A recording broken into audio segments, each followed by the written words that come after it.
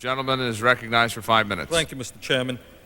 Let me, in all due respect, perhaps inject a moment of reality into this debate for the American people and talk about priorities, about where we want this nation to go and what we want our future to be. And I would suggest that those Americans who are observing this debate might be somewhat confused about the tone of the discussion. And let us, in the midst of this debate, talk about a Defense Department budget of $252 billion plus another $22 billion more in other appropriations for the military. Mr. Chairman, let us remember reality. 5 million children are hungry today. 1 million children are sleeping out on the streets. Hundreds of thousands of children lack inoculations for diseases that should have been wiped out 20 years ago. Mr. Chairman, we rank first in the world in terms of childhood poverty. 20% of our children, highest in the world, are poor. Hundreds of thousands of bright young men and women today are unable to afford to go to college because the federal government does not provide adequate funding for higher education. And today, despite the fact that the Cold War is over, that the Soviet Union, let me remind you, I guess we forgot, it's been 2 weeks since Yeltsin was here. Long time. Guess what? Soviet Union doesn't exist. Warsaw Pact doesn't exist. Despite that, the Congress and the President today have the unmitigated chutzpah to vote $4 billion for B-2 bombers. That's what we're talking about today. In other words, Mr. Chairman, not enough money available to wipe out childhood hunger, no money available, but guess what? We got $4 billion for B-2 bombers. So that's what's going on, America. Mr. Chairman, whenever this country wants to go to war, we hear the patriotic speeches about the need for our young men and women to put on their uniforms, put their lives on the line. Guess what, Mr. Chairman?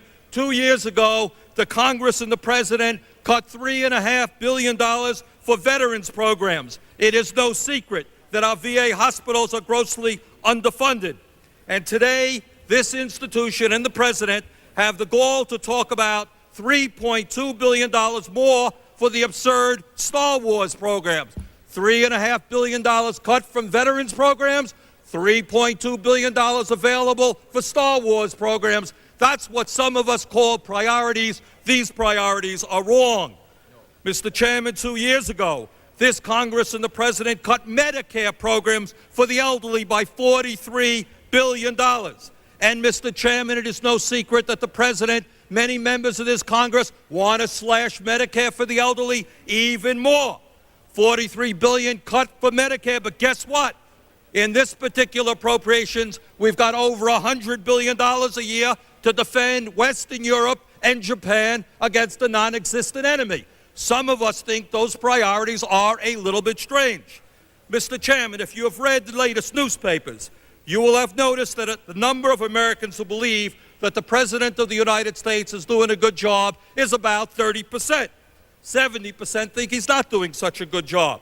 Now, that's a pretty discouraging figure, except when you look at the United States Congress. This institution is below 20%.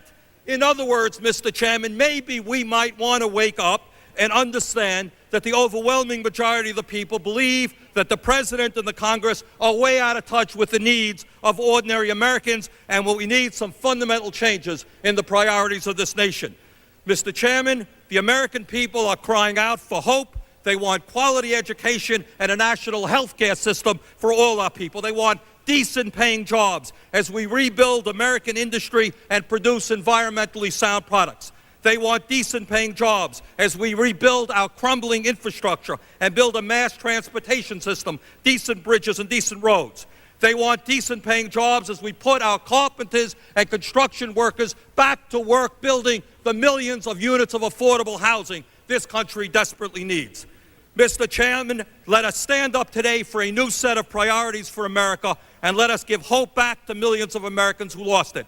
Let us vote no on B-2 bombers and yes for the kids, no on Star Wars, and yes for the elderly and veterans, no on $274 billion for the military, and yes for millions of decent-paying jobs as we rebuild American industry and our crumbling infrastructure. Mr. Chairman, let us defeat this entire appropriations bill today and begin the process of developing a whole new set of national priorities so that once again, the American people can Time believe of in the their gentleman government. has expired. Thank you.